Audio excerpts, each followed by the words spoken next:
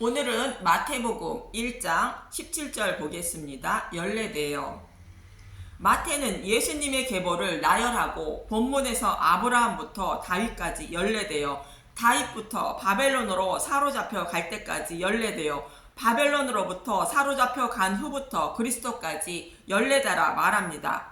그런데 다윗부터 바벨론으로 사로잡혀 갈 때까지 예수님의 계보에 있는 왕들의 이름이 4명이나 빠져 있습니다. 8절에 요람은 우시아를 낳았다고 말하는데 요람은 아하시아는 요아스, 요아스는 아마사는 우시아를 낳았습니다. 또 바벨론 포로에 끌려간 여호야긴의 아버지 여호야김의 이름은 빠져 있습니다. 마태는 왜 이 왕들의 이름을 빼고 꼭 열례대를 맞추어 기록하고 있을까? 그 열례대의 의미를 알아보고자 합니다. 본문 17절을 보면 마태복음 1장 17절 그런즉 모든 대수가 아브라함부터 다윗까지 열례되어 다윗부터 바벨론으로 사로잡혀 갈 때까지 열례되어 바벨론으로부터 사로잡혀 간 후부터 그리스도까지 열례되더라. 아브라함부터 그리스도까지 열례대가 3번 나옵니다. 그 열례대를 모두 합하면 42가 됩니다. 42는 42달을 의미합니다. 그리고 42를 1년이 12달이니 12로 나누면 3.5가 됩니다. 3.5년은 3년 6개월이며 이것을 또 한때, 두때, 반때라 표현하고 있는데 여기서 한때는 1년, 두때는 2년, 반때는 반년이라 말하고 있습니다. 그리고 42달을 1로 바꾸면 42달 곱하기 30은 1260일입니다. 이처럼 성경은 동일한 의미를 여러 가지로 표현하고 있는데 이 말씀은 모두 하나님의 때가 되면 약속하신 메시아를 보내실 것을 말합니다. 이 말씀을 기억하시고 하나님은 아브라함에게 아브라함의 후손들이 이방에 객이 되었다가 4대 만에 가나안 땅으로 돌아온다고 약속하셨습니다. 창세기 15장 13절 여호와께서 아브라함에게 이르시되 너는 반드시 알라 내 자손이 이방에서 객이 되어 그들을 섬기겠고 그들은 400년 동안 내 자손을 괴롭히리니 창세기 15장 16절 내 자손은 4대 만에 이 땅으로 돌아오리니 이는 아모리 족속의 제약이 아직 가득 차지 아니함이니라 하시더니 이 약속의 말씀대로 아브라함의 후손들은 애굽으로 내려가 바로의 종으로 약 400년간 살게 됩니다.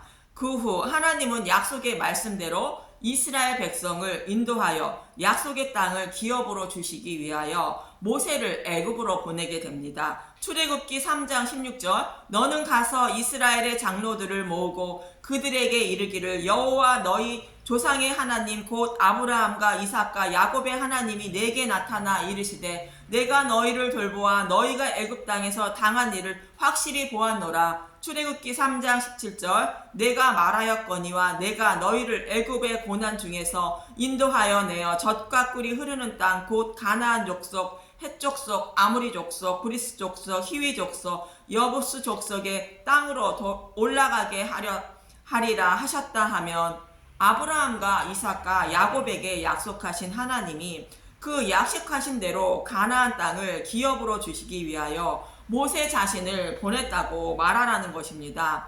이스라엘 백성들은 하나님이 조상들에게 약속하신 것을 이루어 주시기 위하여 구원자를 보내주시길 간절히 기다리며 애굽에서 살았던 것입니다. 그리고 모세는 10번째 재앙인 유월절 양의 죽음을 통하여 애굽에서 이스라엘 백성들을 이끌고 나오게 됩니다. 출애굽기 12장 40절 이스라엘 자손이 애굽에 거주한 지 430년이라 출애굽기 12장 41절 430년이 끝나는 그날에 여호와의 군대가 다 애굽 땅에서 나왔은즉 이스라엘 백성들은 아브라함에게 약속하신 대로 약 400년 만에 애굽에서 나오게 됩니다. 그리고 모세는 광야 40년을 백성들과 하나님 사이에서 중보자 역할을 하며 살았고 약속의 땅인 가나안 땅을 목전에 두고 백성들을 여호와에게 인도하게 되고 마지막 유언과 같은 말을 백성들에게 하게 됩니다. 모세의 고별 설교와 같은 신명기 참고로 하나님이 아브라함에게 하신 약속은 아브라함의 후손으로 오실 메시아를 보내주셔서 잃어버린 자신의 백성을 구원하여 하늘의 못별처럼 많게 하신다는 약속이었습니다. 이 약속의 말씀은 사단의 노예로 살아가는 자신의 백성을 어떻게 구원하여 하나님 나라로 인도하실 것인지를 이스라엘 백성을 통하여 모형으로 보여주고 있는 것입니다. 신명기 18장 15절에서 18절입니다. 신명기 18장 15절 선지자를 일으키실 약속. 내 하나님 여호와께서 너희 가운데 내 형제 중에서 너를 위하여 나와 같은 선지자 하나를 일으키리니 너희는 그의 말을 들을지니라. 아브라함에게 하신 약속을 지키시기 위하여 모세를 애굽으로 보내셔서 출애굽시키시고 약속의 땅으로 인도하시는 것 같이 여호와 하나님이 모세와 같은 선지자 하나를 보내주셔서 사단의 노예로 살아가는 자신의 백성을 영적 출애굽시켜 하나님 나라로 인도하신다는 것입니다. 그 메시아의 말을 들으라는 것입니다. 신명기 18장 16절 이것이 곧 내가 총회의 날에 호렙산에서 내 하나님 여호와께 구한 것이라. 곧 내가 말하기를 내가 다시는 내 하나님 여호와의 음성을 듣지 않게 하시고 다시는 이 큰 불을 보지 않게 하소서. 두렵건대 내가 죽을까 하나이다 하매.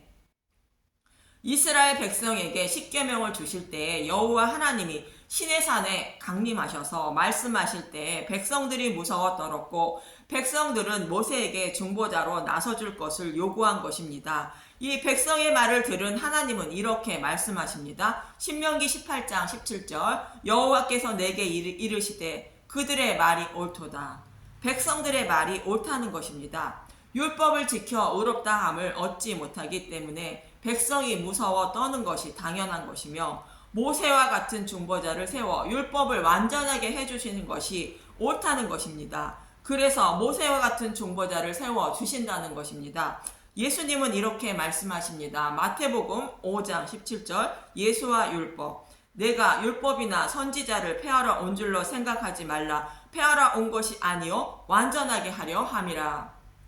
예수님은 백성이 율법을 온전히 지키지 못해 죄에서 벗어나지 못하므로 예수님이 백성의 죄를 대속하여 주시고 그를 믿게 하셔서 믿음으로 율법을 모두 지킨 자로 여겨주시기 위하여 모세와 같은 중보자로 오셨다는 것이며 율법을 폐하러 온 것이 아니라는 것입니다. 신명기 18장 18절 내가 그들의 형제 중에서 너와 같은 선지자 하나를 그들을 위하여 일으키고 내 말을 그의 입에 두리니 내가 그에게 명령한 것을 그가 무리에게 다 말하리라. 그래서 모세와 같은 선지자를 보내주실 것이니 그의 말을 들어야 약속의 땅을 기업으로 받을 수 있다고 말하고 있는 것입니다. 모세는 애굽에 있는 이스라엘 백성을 인도하여 내었다면 모세와 같은 선지자는 사단의 노예로 살아가는 자신의 백성을 영적 출애굽시켜 약속의 땅으로 인도한다는 것입니다. 이처럼 하나님은 모세를 통하여 약속대로 약 420년 만에 이스라엘 백성을 출애굽시킨 것처럼 42달 만에 메시아가 오셔서 영적 출애굽시킨다는 의미인 것입니다. 참고로 42달은 정확히 42달 또 420년이 아니라 하나님이 정해 놓으신 기간인 것입니다.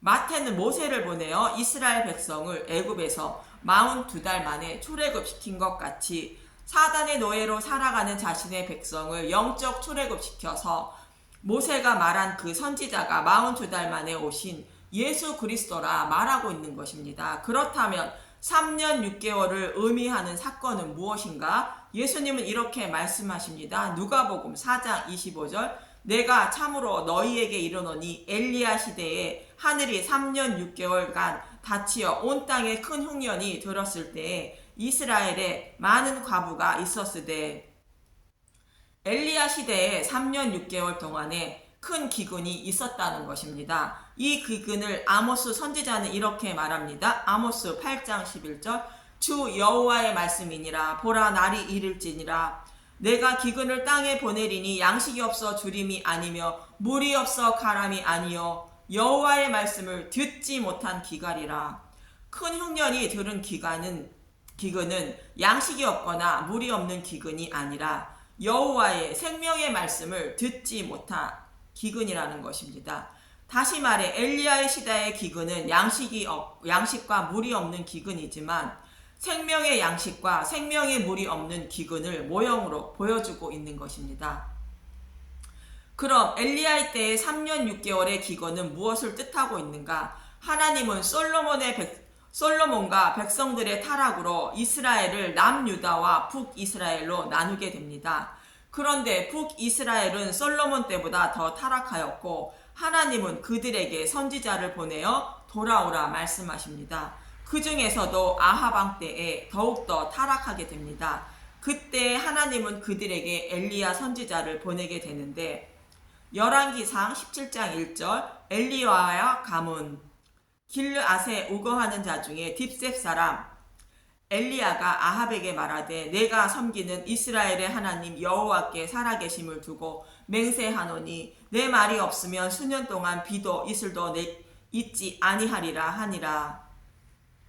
이 말씀을 인용하여 예수님은 엘리야 시대에 3년 6개월 동안 큰 흉년이 들었다고 말씀하십니다. 엘리야가 이 말을 아합에게 전하고 열왕기상 18장 1절 엘리야와 바알 선지자들 많은 날이 지나고 제3년에 여호와의 말씀이 엘리야에게 임하여 이르되 너는 가서 아합에게 보이라 내가 비를 지면에 내리리라.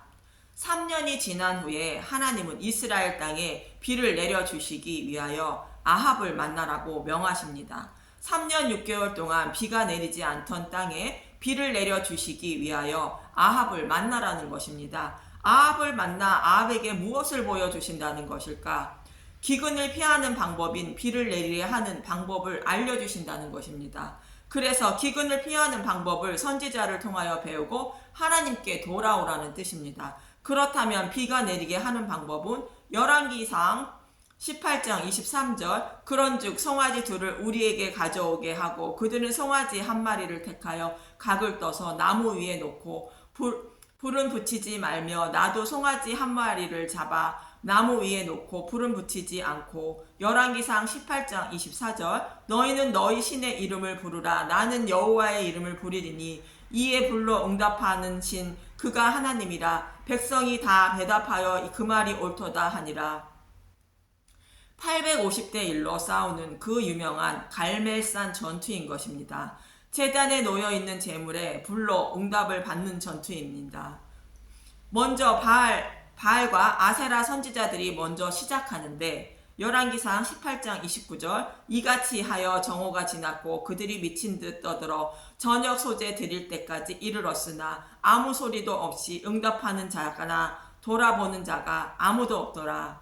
바알과 아세라 선지자들의 제단에는 아무런 응답이 없습니다. 열왕기상 18장 30절 엘리야가 모든 백성을 향하여 이르되 내게로 가까이 오라. 백성이 다 그에게 가까이 가매 그가 무너진 여호와의 제단을 수축하되 이스라엘 백성이 하나님을 버리고 떠난 것이 여호와의 제단이 무너졌다는 뜻입니다.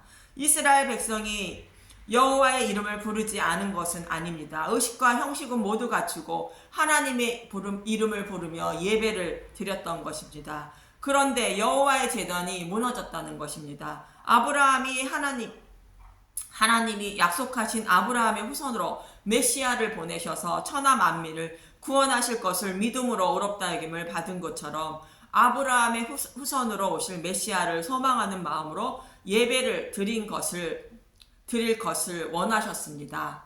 그런데 장차 오실 메시아를 소망하지 않는 마음으로 의식과 형식만 갖추고 하나님의 이름만 부르고 있었던 것입니다. 십자가가 없는 예배를 드리고 있었다는 뜻으로 제단이 무너졌다는 뜻입니다. 그럼 제단은 어떻게 쌓는 것일까? 열왕기상 18장 31절 야곱의 아들들의 지파의 수요를 따라 엘리야가 돌 12개를 취하니 이 야곱은 옛적에 여호와의 말씀이 임하여 이르시기를 내 이름을 이스라엘이라 하리라 하신 자더라.